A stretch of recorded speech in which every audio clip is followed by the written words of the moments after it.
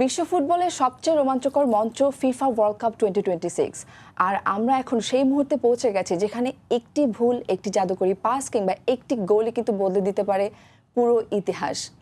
FIFA world cup 2026 এর সেমিফাইনালে France মুখোমুখি করবে স্পেনকে এবং সেই সাথে আর্জেন্টিনা ভার্সেস থাকছে ইংল্যান্ডের ম্যাচ।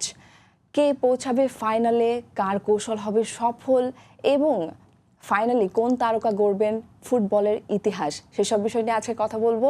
সবাইকে স্বাগত জানাচ্ছি ডি বক্সের সাথে আছে আমি কানিস ফাতেমা সূর্য এবং আমার সাথে এই মুহূর্তে স্টুডিওতে আছেন বাংলাদেশের অত্যন্ত জনপ্রিয় stand up comedian Abu Hena Roni. Hello, welcome to the box. অনেক অনেক ধন্যবাদ। খুবই ভালো লাগছে যে ফুটবলের এই বিশাল আসর চলছে, এক্সাইটমেন্ট তো ভিতরে আছে এবং আমি আপনাকে সোশ্যাল মিডিয়াতে দেখেছি আপনি ফুটবল নিয়ে অনেক বেশি সরব।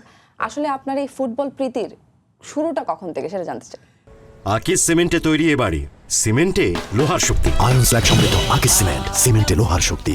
সবার তো ভালো লাগার, ফুটবল ভালোবাসে না এমন লোক নেই। আপনি আসলে কেন বলছেন যে বিশ্বের সবচেয়ে বড় গ্রেটেস্ট শো অন আর্থ বলা হচ্ছে, তো ফুটবলের প্রীতি আসলে সবসময় ছিল, আছে এবং ভবিষ্যতেও থাকবে। এটা জানতে চাই সবচেয়ে পছন্দের দল কোনটি? সবাই জানে আমি ব্রাজিল সাপোর্টার। ওকে, তো সেই ব্রাজিল তো বিদায় নিয়েছে 2026 এর বিশ্বকাপ থেকে। কষ্ট লেগেছে কি নাকি? অবশ্যই কষ্ট লেগেছে, অনেকবারই অনেক দিন ধরে কাঁদছি। মানে ভাবি যে এবার মনে হয় আমরা জিতে যাব, হ্যাঁ জিতে যাব এবং আবার রেকর্ড গড়ে কাপটা আমরা করব, কিন্তু অনেকবার ধরে হতাশ হচ্ছি। কিন্তু আশা এখনো আছে এবং দল হেরেছে বলে ভালো লাগা কমে যায়নি। কিন্তু দেখছি যে ফ্রান্সের জার্সি পরে আছেন, মানে চারদিকে শোনা যায় যে ব্রাজিলের সাপোর্টাররা নাকি কখনো কেপ ভার্দে হয়ে যাচ্ছে, কখনো হচ্ছে সুইজারল্যান্ড হয়ে যাচ্ছে, কখনো মিশর হয়ে যাচ্ছে। এখন আজকে ফ্রান্স না, আসলে ব্রাজিল সাপোর্টার তো ফ্রান্সের খেলা ভালো লাগে। আর আজকে যেহেতু এই চারটা দল আছে, তো ভাবলাম যে এই চারটা দলের মধ্যে কাকে সাপোর্ট করা যায়। তো সেই জিনেদিন জিদান যখন ছিল সেই সময়, মানে যখন ব্রাজিল চূড়ান্ত ফর্মে, সেই সময় ফ্রান্সের জিদানের ভক্ত ছিলাম। এখন যেরকম আমরা যতই আর্জেন্টিনা ব্রাজিল সাপোর্ট করি, আমরা রোনালদোকে যেভাবে আলাদাভাবে দেখছি, আমার নিজেরও ব্যক্তিগতভাবে পছন্দ। হ্যাঁ, তো ওই সময়ে যারা মন কেড়েছিল, যাদের খেলা আলাদাভাবে চোখে লাগার, তো আমার শৈশবের যে ফ্যান ছিল মানে সেই জিদান। তো তারপরে আবার এই বর্তমান সময়ে এমবাপ্পের আলাদা একটা জাদুকরী খেলা দেখেছি, ক্ষিপ্রগতি। তো সেক্ষেত্রে আবার একটু ফ্রান্সের প্রতি ভালো লাগা আছে। আচ্ছা, এমবাপ্পের কথা আপনি বলছেন, তো এমবাপ্পেকে কি কেউ আসলে থামাতে পারবে? আর এমবাপ্পেকে থামাতে হলে স্পেনের আসলে কি করতে হবে? আসলে দেখেন, স্পেনও একটা দুর্দান্ত গতির মানে টিম এবং 70% টাইম কিন্তু বল তাদের কন্ট্রোল এবং মানে এবার এমন একটা ঘটনা ঘটতে যাচ্ছে, মানে ফ্রান্স আর স্পেন খেলাটা পরে মানে আমরা হাই ভোল্টেজের দুইটা বড় শক্তির একটাকে আমরা হারাতেই হবে। মানে ওদিকে আবার বলছি না যে আর্জেন্টিনা বা ইংল্যান্ড এদেরকে ইয়ে করে বলছি না, ওটাও আরেকটা হাই ভোল্টেজ, হ্যাঁ হাই ভোল্টেজ হবে। তো যাও, র্যাঙ্কিং এর সেরা চারটা দল সেমিতে থাকা, মানে দেখেন এতগুলো দল, 48টা দল আসলো, সেখান থেকে র্যাঙ্কিং এর যে চারটা দল, এই চারটা দলই শেষ পর্যন্ত সেমিতে। মানে এটা আসলে কিভাবে এটা হলো, মানে এটা আসলে খুব অবাক হয়েছে। মিরাকেল, হ্যাঁ আসলে খেলার মানে হচ্ছে মিরাকেল, কখন কি চেঞ্জ অবশ্যই। ফ্রান্স দুবার বিশ্বকাপ জিতেছে এবং স্পেন জিতেছে একবার। কি মনে হয় এবারে দুই টিমের মধ্যে থেকে কারা ফাইনালে? ফ্রান্স তো গতবারই তো ও নিয়ে ফেলেছিল, ওর দুর্ভাগ্য দেখেন। মানে আসলে এবার আশা করি ও ছাড় দেবে না। মানে ফ্রান্সের তো মন বলছে যে এবার ওই ছাড় পাবে না। অনেক বেশি আক্রমণাত্মক ফুটবল খেলে থাকে, আর আমরা যেটা দেখেছি স্পেন অনেক কামলি ফুটবলটাকে খেলে। কি মনে হয় যে এখানে কাদের স্ট্র্যাটেজিটা বেশি কাজে আসবে? কি ফ্রান্সের আক্রমণ অ্যাটাকিং ফুটবল নাকি? দুটেই তো দুর্দান্ত গতির, মানে যদি আমি ক্যাটাগরি ভাগ করি, দুটাই ক্ষিপ্র গতি ছন্দ সব মিলিয়ে আমি ফ্রান্সকে একটু এগিয়ে রাখবো, কারণ দুই উইংসে একদিকে আপনার দেমপেলে, আরেকদিকে হচ্ছে আপনার এমবাপ্পে, মানে দুই যে অ্যাটাকিং এই সাইডটা খুবই কন্ট্রোলে। তো আমার মনে হয় যে শেষ পর্যন্ত ফ্রান্স উইন করবে। মানে গতবার তো ধরেন কানের মানে কি বলবো, আসলে আর্জেন্টিনার সাপোর্টার আমাকে গালাগালি করবে, বাই দ্য ওয়ে আপনি কি অ্যান্টি আর্জেন্টিনা কিনা? ঠিক তা না, আমি ওদিকে মেসির ভক্ত। কারণ গতবার 100% আমি জানতাম যে আর্জেন্টিনার এটা মেসির লাস্ট ওয়ার্ল্ড কাপ, ফুটবল। হ্যাঁ তো বিশ্বকাপ। বিশ্বকাপ, তো ওই ক্ষেত্রে মন থেকে চেয়েছি যে মেসির একটা ওয়ার্ল্ড কাপ থাকুক। ঠিক যেমনিভাবে আপনার এই দিন পেনাল্টি মিস করলো হচ্ছে আপনার মেসি, ওই দিন আমার খুব কষ্ট লেগেছে আচ্ছা। যে এটা তার লাস্ট ওয়ার্ল্ড কাপ, তার জন্য যদি দলটা হারে তো এইটার কষ্ট নিয়ে সে যতই ওয়ার্ল্ড কাপ তার জন্য পাক, এই কষ্ট সে ভুলতে পারবে না। আপনি যেহেতু মেসির কথা বলছেন, যেহেতু সেমিফাইনালে আর্জেন্টিনা ভার্সেস ইংল্যান্ডের ম্যাচ আছে, হ্যাঁ। ইতিহাসে কিন্তু ওয়ার্ল্ড কাপে আর্জেন্টিনা ইংল্যান্ডের সাথে 5 বার মুখোমুখি হয়েছে, কিন্তু 3টাতেই জিতেছে ইংল্যান্ড, এবং একটিতে জিতেছে আর্জেন্টিনা, এবং একটিতে তারা ড্র করেছিল, যদিও পরে সেটা পেনাল্টিতে গিয়ে আর্জেন্টিনা জিতেছিল। তো যেহেতু জিতার হারটা হ্যাঁ। ইংল্যান্ডের বেশি ছিল সব সময়, সো কি মনে হয় এখানে আর্জেন্টিনা কি? এবং এই যে এই এবং জেতা, আরেকটা কথা আমি মেনশন না করলেই নয়, এখানে মেসি প্রথমবার ইংল্যান্ডকে ফেস করতে যাচ্ছে, সেই সাথে যে একটা ম্যাচ ইংল্যান্ডের বিপক্ষে আর্জেন্টিনা জিতেছিল, সেটা নিয়ে কিছুটা আলোচনা সমালোচনা আছে, যেটা 1986 সালে হয়েছিল, হ্যান্ড অফ গড, হ্যাঁ ওই ম্যারাডোনার ওই সময়টা, হ্যাঁ। সো সেই ম্যাচেই শুধু কিন্তু তারা জয় ছিনিয়ে আনতে পেরেছিল। কি মনে হয় এবার? আমি বলি যে এই ইতিহাস, এই অ্যানালাইসিসটা যে কাজে দেয়, এর সবচেয়ে বড় প্রমাণ দেখেন, আমরা ব্রাজিল নরওয়ে যখন খেলা হয়, আমরা ইতিহাস চেক করে দেখেছিলাম যে যতবার ব্রাজিল নরওয়ে মুখোমুখি হয়েছে ব্রাজিল হেরেছে। তো এবার যেহেতু নেইমার আছে আমাদের বা ভিনিসিয়াস আছে, রাইট, তো আমরা ভাবলাম যে ওকে এরা তো সেই ব্রাজিল না, না। আর ওইটা সেই নরওয়ে না। রোনালদিনহো, হ্যাঁ মানে এখনকার যে টিম, এরা একটু আলাদাভাবে ফেস করবে। রাইট, তো সেভাবে আমরা ভেবেছিলাম যে এই নরওয়ে আগের ইতিহাসকে এবার গুড়িয়ে, মানে ব্রাজিল আগের ইতিহাসকে গুড়িয়ে নরওয়েকে এবার হারিয়ে এই রেকর্ডটা গড়বে। কিন্তু দেখা গেছে যে নরওয়ের সাথে কিন্তু আমরা, মানে ব্রাজিল টিকতে পারল না। হালান্ড। হ্যাঁ কি বলবো, হালান্ডকে, দুর্দান্ত। হ্যাঁ দুর্দান্ত, এবং মাত্র আমি 3টা বল আমি দেখেছি যে একটা পা টাচ করেছে, ওটা গোল হয়নি। মানে ও মনে হয় ভাবেও নি যেটা গোল হয়ে যাবে না। আমি বলি চারটা বল হচ্ছে হালান্ডের সামনে এসেছিল, একটা টাচ করে গোল, মানে টাচই করতে পারেনি, টাচ হলে গোল হতো। একটা টাচ করেছে, পা দিয়েছিল, কিন্তু এটা বারের সাইডে লেগে আর গোল হয়নি, সাইড পাস করেছে। আর 2টা বল, একটা স্ট্রাইকার 3টা বল টাচ করেছে, 2টাই গোল। রাইট, তো এই মানে এটা একটা, মানে কি বলবো, সে অনেক খেলেনি, কিন্তু জাস্ট রোনালদো নাজারিয়া যখন ছিল আপনার ব্রাজিলে, ও এরকম এত দৌড়াতো না, কিন্তু গোল হেড দিয়ে হোক ওই দিত। ঠিক তেমনি Ball হালান্ডকে touch দেখলাম আর যে goal। হ্যাঁ সেই সেম স্ট্র্যাটেজিতে হালান্ড আমাদেরকে হারালো। তো আপনি যেটা বলছিলেন যে এই ইতিহাসের এই অ্যানালাইসিসটা কাজে দেয়, এবং স্পেনের যেহেতু এই ইতিহাসটা ওর জানা, ও জানে যে কি করতে হবে, এবং আর্জেন্টিনার মানে ও মানসিকভাবে আসলে শক্তিশালী থাকবে। অবশ্যই শক্তিশালী থাকবে, তেমনটা তো আমরা জানি। এবং আর্জেন্টিনা মুখোমুখি হতে যাচ্ছে ইংল্যান্ডের, হ্যাঁ। এটা কিন্তু তাদের জন্য অনেক বেশি স্পেশাল একটা ম্যাচ, কারণ রাইভাল দুটো টিম তারা মুখোমুখি হচ্ছে, এবং মেসির এটা প্রথমবার ইংল্যান্ডকে ফেস করা, এবং মেসি নিজে মেনশন করেছেন যে এটা তার জন্য অনেক বেশি স্পেশাল ম্যাচ। অবশ্যই, এবং এটা হচ্ছে ইংল্যান্ডের জন্য একটা বিশাল, তারা শক্তি নিয়ে নামবে, যে কাপ তার ঘরে দীর্ঘদিন পর তাদের একটা যা আছে, সেই অনেক আগের, আমার মনে হয় 1966 সালের দিকের একটা কাপ, মানে যারা ফুটবলকে জন্ম দিল তাদের ঘরে কাপ একটা। তো সেক্ষেত্রে ইংল্যান্ড ছাড়বে না, এবং হ্যারিকেনের এটা লাস্ট ওয়ার্ল্ড কাপ। তো আশা করা যায় এবার, হ্যাঁ মানে তারা তো বলতেছে, সবসময় বলে যে কামিং হোম, হ্যাঁ কামিং হোম, তো সেটা, এবং আমি ধরেন ইংল্যান্ডের যতগুলো খেলা দেখলাম, হ্যারিকেন এবার সবগুলো স্টার, মানে স্টার, আমরা আসলে ফুটবল, আমরা তো আসলে ওয়ান কাইন্ড অফ সিজনাল, অনেকে আমরা আছি, ফ্যান আছি, কারণ ক্লাবের অত খেলা আসলে অত দেখা হয় না। কারণ কি হয়, ওই সময় ধরেন আমাদের ব্রাজিলের এক স্টার এক দলে যে খেলছে, ক্লাবে খেলছে, তো আমার সম্ভব না যে আমি এই সবগুলো ক্লাবে যে খেলা দেখবো, বা এতগুলো খেলা দেখা যাবে। তো যখন এই ওয়ার্ল্ড কাপ হয়, তখন সবগুলো ম্যাচ আসলে দেখার চেষ্টা করি। তো এবার আমি খেয়াল করেছি যে ধরেন পর্তুগালের রোনালদো বা ইংল্যান্ডের হ্যারিকেন থেকে শুরু করে হালান্ড, মানে যারা স্টার খেলোয়াড়, স্পেনের আপনার লামিন ইয়ামাল, এরা প্রত্যেকে তার দায়িত্ব যতটুকু 100% তারা পূরণ করেছে।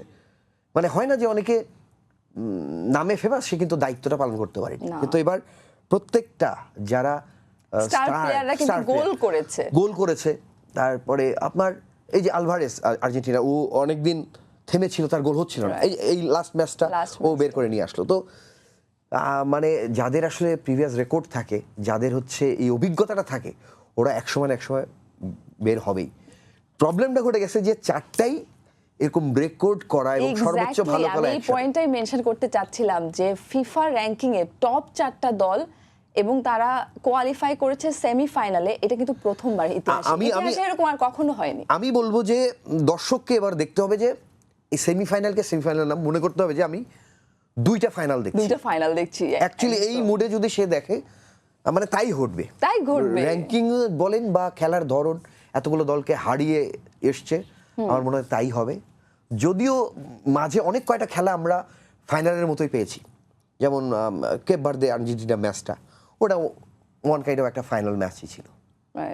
এমবাপ্পে এবং লামিন ইয়ামাল কাকে এগিয়ে রাখবেন? আমি দেখেন লামিন ইয়ামালের খেলা তো ভালো লাগছে, সবচেয়ে কম বয়সী খেলোয়াড়, ঠিক? হ্যাঁ, দুজন দুই প্রজন্মের। এই 18 বছর বয়সে কিন্তু এমবাপ্পেকে আমি প্রথম দেখি এবং ওই সময় থেকে এমবাপ্পের ফ্যান। ঠিক তেমনি ভাবে আবার এক নতুন আগুন আসলো এই লামিন ইয়ামাল। ও হবে কি, ওকে আমি এর পরের বার থেকে সাপোর্টে রাখবো। আচ্ছা, মানে ও আসছে এবার তাহলে এমবাপ্পেকে বেশি সাপোর্ট করছেন? হ্যাঁ, এবার অবশ্যই এমবাপ্পেকে, এবং ও অনেক পরিণত এবং মানে গতির সাথে আরো ছন্দটা যোগ হয়েছে। আগে আমি মানে প্রথম আসলো হচ্ছে 18, তো এদের কারণেই মনে করেন যে শুধু গতি ছিল এমবাপ্পের, এবার গতির সাথে ছন্দ এবং অ্যাসিস্ট করা, হ্যাঁ, সবকিছু যোগ হয়েছে এবং অন্যরকম এমবাপ্পেকে আমরা কিন্তু দেখতে পাচ্ছি। এবং আমরা যদি একটু স্ট্যাট দেখি যে head to head international match Spain ফ্রান্সের সাথে খেলেছে 37টি, সেখানে 17টিতে স্পেন জিতেছে, 13টিতে জিতেছে ফ্রান্স এবং ড্র হয়েছে 7টিতে। স্ট্যাট অনুযায়ী যাব নাকি বর্তমান যে ফর্ম আছে ফ্রান্সের সেটাতে যাব, যে ফ্রান্স কি এগিয়ে থাকবে নাকি? আমি যদি কেপ ভার্দের কথা বলি, ওরা প্রথম এসছে, রাইট, কিন্তু ওরা ওদের জায়গা একবারে দেখিয়ে দিয়েছে। তো আপনার আগের অনেক স্ট্যাটিক্স কাজে দেয়, কিন্তু ধরেন সেমিফাইনাল ম্যাচ তো এটার ক্যালকুলেশন পুরো আলাদা হবে। আপনার আজকে মনে হয় আপনি নিউজটা দেখেছেন, 2006 এর ওয়ার্ল্ড কাপে কিন্তু ফ্রান্স আবার স্পেনকে হারিয়েছে। আচ্ছা, আমি এই মুহূর্তের কথাটা একটু বলি, আপনি খেয়াল করেছেন কিনা যে ব্রাজিলের আপনার ওরা কে পেনাল্টি মারবে যদি ড্র হয়, এত দূর পর্যন্ত ছক কষা, অর্থাৎ যদি আমার নির্দিষ্ট সময় গোল না হয়, তারা বলছে 1 বছর ধরে তারা সেই স্ট্যাট এই যে বিপক্ষ দলের কে ভালো খেলে, কে কোন দিকে শট মারবে, এটা কোনো স্ট্যাটিক মানে অ্যানালাইসিস করা। তো আপনার এটার সব দিক ক্যালকুলেশন চলছে, কার কি শক্তি, যদি সেটা পেনাল্টিতে যায়, কে শট করতে পারে, সে কোন দিকে মারতে পারে, সব এত সূক্ষ্ম প্ল্যান চলছে মানে উভয় দলের। তো সেটা আমাদের মতো ভক্তরা এত কিছু খেলার গভীর বুঝি না, শুধু বুঝি যে দুর্দান্ত এবারের বিশ্বকাপ। মানে অনেক সময় হয় না যে অন্যান্য অনেকবারের খেলা দেখেছি যে 20টা ম্যাচের মধ্যে 10টাই অত ভালো লাগেনি, জাস্ট দেখছি ঝিমিয়ে। এবার ম্যাক্সিমাম খেলাগুলো হচ্ছে একেবারে প্রত্যেকটা আমার মনে হচ্ছে যে একটা ফাইনাল দেখছি। সো এবার এবং আগে থেকে এটা নির্দিষ্ট করা যাচ্ছে না যে কে জিতবে। গতবার যেমন অক্টোপাস বা উড বা যাই বলেন, অনেকগুলো প্রাণীর প্রেডিকশন অনেক সময় মিল ছিল। এবার কিন্তু এবার অক্টোপাসকে আমরা দেখতে পাচ্ছি কারো আওয়াজ নাই, কেন জানেন? ওদের কারো প্রেডিকশন মিলছে না।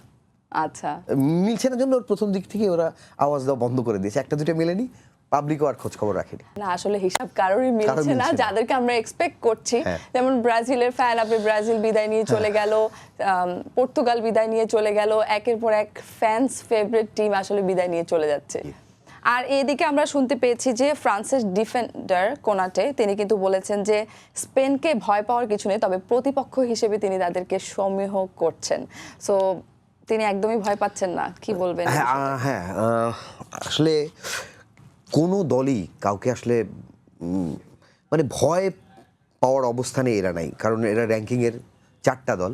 আসলে আমরা ভক্তরা শক্তিশালী আর দুর্বল আমরা আসলে নির্বাচন করছি, আমরা এইভাবে প্রেডিক্ট করি। বাট এই ওয়ার্ল্ড কাপ আসলে দেখিয়ে দিয়েছে যে আমাদের যাকে ছোট দল আর বড় দল বলছি, র্যাঙ্কিংয়ে যাদেরকে সামনে আর একেবারে পিছনে আছে, বর্তমানে আছে। Cape Verde. হ্যাঁ, তো সেটা ওয়ার্ল্ড কাপে এসে তারা কিন্তু সেই র্যাঙ্কিং এর আমরা যেটা মার্ক করে রেখেছি, ওরা ওই র্যাঙ্কিং এর চার্ট দেখে ওরা খেলে নাই। রাইট। ওরা প্রত্যেকে তাদের সর্বোচ্চ চেষ্টা দিয়ে খেলেছে। তো আসলে হয়েছে যে র্যাঙ্কিং এ এমনি এমনি তো আসেনি, এরা অভিজ্ঞ। রাইট। খেলা ভালো খেলেছে, ধরেন এবার এই যে সুইজারল্যান্ড ভালো খেললো, বা মিশর দুর্দান্ত সোল আচ্ছা, জিতেছে। সুইজারল্যান্ডের কথা যেহেতু বলছেন, হ্যাঁ। একটু আগেই মানে সকালের দিকে আমাদের বাংলাদেশের সময় আর্জেন্টিনা মুখোমুখি হয়েছিল সুইজারল্যান্ডের। সেখানে একটি রেড কার্ড পেয়েছে সুইজারল্যান্ডের প্লেয়ার। হ্যাঁ। এটা কি মনে হয় আপনার কাছে? এটা আসলে কি মনে হয়, আমি বলি, আমরা সোশ্যাল মিডিয়াতে আমরা যারা ব্রাজিল ভক্ত বা আমরা অন্যান্য ভক্ত, বলো তাকে দেয়া হয়েছে রেড কার্ড। প্রথমে ইয়েলো কার্ড দিয়েছিল, আগে প্রথমটা একটা ইয়েলো কার্ড ছিল। তো এই পরের ইয়েলো কার্ডটা না দিলেও হতো, কারণ এটা অতটা মানে যেহেতু সে আগে একটা ইয়েলো কার্ড খেয়েছে, তো এটা এতটা কিন্তু সিরিয়াস ছিল না। সে ড্রিবলিং মানে ড্রাইভ দিয়েছে, কিন্তু এতটাও সিরিয়াস না। তাহলে আপনি কি বলছেন এটা আর্জেন্টিনা বলেই এরকমটা হয়েছে? এটা আসলে এটা আমি শুধু এটা আমি বলি, এটা শুধু আমিই বলছি না, বা বাংলাদেশের ভক্তরা বলছে না। আচ্ছা। আর্জেন্টিনার ফ্যানরা ওরা বলছে যে আমরা ব্রানে শুধুমাত্র বাংলাদেশে, এটা শুধু বাংলাদেশে না, এটা গোটা পৃথিবীব্যাপী আর্জেন্টিনার যে কয়টি ম্যাচ হয়েছে প্রত্যেকটাতেই একটা করে কন্ট্রোভার্সি আছে। এবং একটা না একটা পেনাল্টি আপনার তারা কেমনে পেয়ে যায়। একটা শুধু একটা ম্যাচে যদি হতো তাও এটা মানা যেত, কিন্তু মিশরের সাথে যে ম্যাচটা দেখেন, সেম যে কারণে যে ফাউলটা মানে যেটার কারণে হচ্ছে আর্জেন্টিনা পেনাল্টি পেল, সেম কারণে মিশরের পেনাল্টি পেল। এবং অদ্ভুতভাবে আপনার অন্য ফাউল না, সেম পায়ের জাস্ট সেম ভাবে আটকানো। তো সেক্ষেত্রে কিন্তু মিশরকে দেওয়া হলো না, কারণ এটা ডি বক্সের ভেতরে ছিল। কারণ এটা যদি পেনাল্টি দিত তাহলে খেলার রেজাল্টটা ঘুরে যেত। তো হট ফেভারিট বলেন বা টিআরপি বলেন, বিজনেস বলেন, এই কথা শুধু আমরা বলছি না, আর ব্রাজিল ভক্তরা না, গোটা বিশ্বের যারা ফুটবলের যারা বড় বড় বোদ্ধা আছেন বিশ্বের, তারা বলছেন। হ্যাঁ, ভীষণ আলোচনা সমালোচনার জন্ম দিয়েছে দেশকাল ভেদে যারা ফুটবলকে দীর্ঘদিন ধরে ভালোবাসে তারা এইসব নিয়ে কথা বলছে। এবং সুইজারল্যান্ডের প্লেয়াররাও কিন্তু কমপ্লেইন করেছে। হ্যাঁ, এটা চেক দিয়ে ভার চেক দিয়ে এটা কিন্তু চেকটা করতে পারতো, করে এটাকে আপনার না দিলেই তারা করেছে, ভার চেক করার পরেই রেড কার্ড দিয়েছে। আচ্ছা, তাহলে এটা ধরেন এটা না দিলে কি হতো? রাইট, মানে এতটা সিরিয়াস ছিল না। আমি বলছি যে হয় সিরিয়াস যদি হয়, মানে ওরকম ভাবে যদি বিপক্ষ দলের খেলোয়াড়ের একটা চরম ক্ষতির সম্ভাবনা থাকে, তো সেক্ষেত্রে দেওয়া যায়, কিন্তু এটা ওরকম সিরিয়াস ছিল না। যাই হোক, এটা নিয়ে আমি না বলি, বিশ্বের বড় বড় মানুষরা বলছে, আমি বললে হবে যে আমি এটা বলছি আর কি। কিন্তু আপনি কি বলবেন? আপনি দেখেন 10 জন প্লেয়ার নিয়েও সুইজারল্যান্ড যে খেলাটা দেখিয়েছে, তাতে বুঝতে হবে যে আর্জেন্টিনার সামনের ধাপটা ইংল্যান্ডের সাথে বের হতে খবর হ্যারি কেনরা নিশ্চয়ই ছেড়ে দিতে চাবে না। এবং ওরা কিন্তু এই সুইজারল্যান্ডের মতো খেলে না। আপনি খেয়াল করে দেখেছেন কিনা যে কেমন যেন এই প্রথম একটু এরকম বড় দলের সাথে খেলা পড়লো, রাইট, তাতেই কিন্তু আর্জেন্টিনা কোনো দলের সাথে খেলতে হয়নি এবং সেমিফাইনালে চলে এসেছে আর্জেন্টিনা। হ্যাঁ, সুইজারল্যান্ড সম্ভবত 16 বা এরকম মানে র্যাঙ্কিং এ কেবলমাত্র প্রথম কাছাকাছি একটা দলের সাথে পড়লো। তো আমার মনে হয় যে এই র্যাঙ্কিং এ 4 বা ইংল্যান্ডের সাথে খেলা পড়লে বোঝা যাবে যে আর্জেন্টিনা আসলেই ভেতরের শক্তিটা কত। কিন্তু এটাকে আসলেও বোঝা যাবে সেই ম্যাচে যে কোনো আবার ভার রেফারি এরকম কোনো কিছু ঘটবে না, তার ওরা প্রমাণ এটা করে দিয়ে আসছে। তো এটা করলে আসলে আর অবাক হওয়ার কিছু নাই। মানে যেহেতু আপনি বলছিলেন যে আর্জেন্টিনার প্রিভিয়াস সবগুলো ম্যাচে এই ধরনের সমালোচনার জন্ম দিয়েছে, তাহলে কি মনে হয় যে আমার ইংল্যান্ডের সাথে কি? তবে এখন আমরা আসলে অবাক হওয়া ছেড়ে দিয়েছি। তবে আমি একটু অন্য প্রসঙ্গে একটা কথা বলতে চাই, যে অ্যাকচুয়ালি লাতিন ফুটবলকে মানুষ যে কারণে ভালোবাসে, পাশাপাশি দুইটা দেশ আর্জেন্টিনা ব্রাজিল, এই ফুটবলকে শুধুমাত্র যে আর্জেন্টিনা ব্রাজিল 5টা কাপ নিয়েছে, শুধু কাপের কারণে এই দলের সাপোর্টার না। মানে ধরেন আমি বা আর্জেন্টিনা কাপ তো নিয়েছে 3টা, কিন্তু আমরা ইতালি বা জার্মানিকে, আমি ইতালি বা জার্মানি 4টা কাপ, কিন্তু তাদের কথা কেউ সহজে বলে না। কেন? লাতিন ফুটবলের ফ্যান, কারণ এরা শুধুমাত্র গোল না, কাপ না, এদের কিছু আলাদা ছন্দ থাকে। রোনালদিনহো যেমন যে সুন্দরভাবে ড্রিবলিং করে, বল আলাদা খেলায় মাঝে মাঝে আগে যেটা হতো মাঝে মাঝে কিছু কারিশমায় দর্শকের তালি ওয়াও পড়ে যেত, সেটা বারবার দেখানো হতো। সেই জিনিসটা কিন্তু অনেক কমেছে। ফুটবলে এবার গোলের খেলা হয়েছে, কিন্তু ওই ছন্দটা আর্ট মানে ফুটবলে যে আর্ট, ফুটবল খেলা একবারে প্রাণ ঢেলে দিয়ে যে গোলগুলো করা সেগুলো কিছুটা কম অনুভব করছে। রোনালদিনহোর গোল কয়টা আছে তার ওরকম কিন্তু অনেক রেকর্ড নাই, কিন্তু সবাই রোনালদিনহোর ফ্যান। আর্জেন্টিনার ব্রাজিল যে কারণে কেউ বাদ নেই, কারণ ওর খেলার একটা আলাদা ধরন আলাদা ছন্দ ছিল, যেটা মানে এই যে এত বছর পরেও মনে দাগ কাটে। তো আমি বলবো যে এই বিশ্বকাপে টানটান উত্তেজনা আছে, গোলের খেলা স্কোরের খেলা হচ্ছে, কিন্তু এই যে মাঝে মাঝে ওয়াও বলে তালি দেওয়া, কয়েকটা প্লেয়ারকে এমনভাবে কাটায় বলটা, কিছু পায়ের কারিশমা, সেই জায়গাগুলো এবার অনেকটা আর কি মিস করেছি। খুব কম খেলাতেই এরকম দুই একটা সিচুয়েশন ক্রিয়েট হয়েছে। আমরা একটু আগে আসলে বলছিলাম যে লামিন ইয়ামালের কথা। লামিন ইয়ামালকে কি এই মুহূর্তে মানে সবচেয়ে স্ট্রং বা ভয়ঙ্কর উইঙ্গার বলা যেতে পারে নাকি এটা খুব তাড়াতাড়ি হয়ে যাবে তাকে এই তকমাটা দেয়া? অলরেডি সে তো সবচেয়ে বিশ্বের দামি খেলোয়াড় দুইজন, মানে 200 মিলিয়ন যাদের হচ্ছে প্রাইস মূল্য, আপনার হালান্ড আর ইয়ামাল, দুইজনই এই সর্বোচ্চ জায়গাটা ক্রিয়েট করেছে অফকোর্স। তো সেটা হলো আসলে লামিন ইয়ামালের যে ক্লাব ফুটবলে তার যে কারিশমা, তো এই ওয়ার্ল্ড কাপে আমি বলবো যে ওইভাবে হালান্ড যেভাবে তার দলকে প্রতিনিধিত্ব করে যে জায়গাটা নিয়ে এসছে, লামিন ইয়ামাল কিন্তু ওই জায়গাটা এখনো করতে পারেনি, কিন্তু তারপরেও এমনি তো সে এই জায়গাটা ক্রিয়েট করেনি। হয়তো দেখা যাবে যে সামনের ম্যাচটা এসে সেই কারিশমাটা দেখিয়ে দিল। আমরা সেটা অবশ্যই প্রত্যাশা করছি। এখন তো আছে শীর্ষ 4টি দল, আপনি কাকে আসলে সাপোর্ট করছেন? ফ্রান্সকে কি সাপোর্ট করছেন? আমার যেটা মনে হচ্ছে যে ফাইনালটা সম্ভবত ফ্রান্স আর ইংল্যান্ড মানে হতে চলেছে, আমার সর্বোচ্চ মনে হচ্ছে। তবে যদি আর্জেন্টিনাও বের হয়ে আসে, যদিও আসে, ফ্রান্সের সামনে টিকতে পারবে না। আচ্ছা, মানে আপনি বলছেন যে সেমিফাইনাল উতরে গেলেও যদি ফাইনালে, তার মানে আপনি ফ্রান্সকেও এগিয়ে রাখছেন, ফাইনালে এবং আর্জেন্টিনা চলে আসছে এবং আসলে আর্জেন্টিনা উইন করতে পারবে না ফ্রান্সের সাথে। আমার মনে হয় যে এবার কাপটা ফ্রান্সের ঘরে থেকে যাবে। ওকে, মানে দেখা যাক। তবে ফ্রান্স স্পেন যদিও মানে খুবই স্ট্রং খেলার, মানে এইটা আসলে এই মানে আমি শুধু ব্রাজিল ভক্ত বলে আর্জেন্টিনাকে থামিয়ে রাখবো তা না, এই চারটায় কোনো না কোনো অঘটন আসলে ঘটবেই। আপনার মনে হচ্ছে আর্জেন্টিনা সেমিফাইনালে জিতে যাবে? What about যদি যেতেও পারে, I am rooting for England. আমি চাই ইংল্যান্ড জিতুক এবার। তারা ইটস কামিং হোম, আমি চাই ফাইনালে ওদের কাছে এটা চলেই যাক। ভীষণ ভালো লাগবে আমার কাছে মনে হয়। হতেই পারে, মানে এটা আসলে কোনো অ্যানালাইসিস বা কোনো কিছু কাজে দেবে না। এতক্ষণ পর্যন্ত এই চারটা দলের যত প্রত্যেকের লেখা কোচের অভিব্যক্তি বা তাদের বলা কথা সবকিছুই আমরা রেগুলার ফলো করছি, বাট কেউ ভরসা দিয়ে বলতে পারছে না যে তারাই কাপটা। আমরা একেবারে শেষ মুহূর্তে চলে এসেছি, যেহেতু সেমিফাইনালে 4টি দল, স্পেন ভার্সেস ফ্রান্স এবং ইংল্যান্ড ভার্সেস আর্জেন্টিনা। গেমের প্রেডিকশন জানতে চাই যে কি প্রেডিক্ট করছেন, কত গোল হতে পারে দুটি ম্যাচে, একটু শর্টে। আচ্ছা, আমার মনে হয় যে এই বড় বড় দল তো বেশি গোলের খেলা এবার আর হবে না। সর্বোচ্চ ফ্রান্স স্পেনে আমি ফ্রান্স 2, স্পেন 1।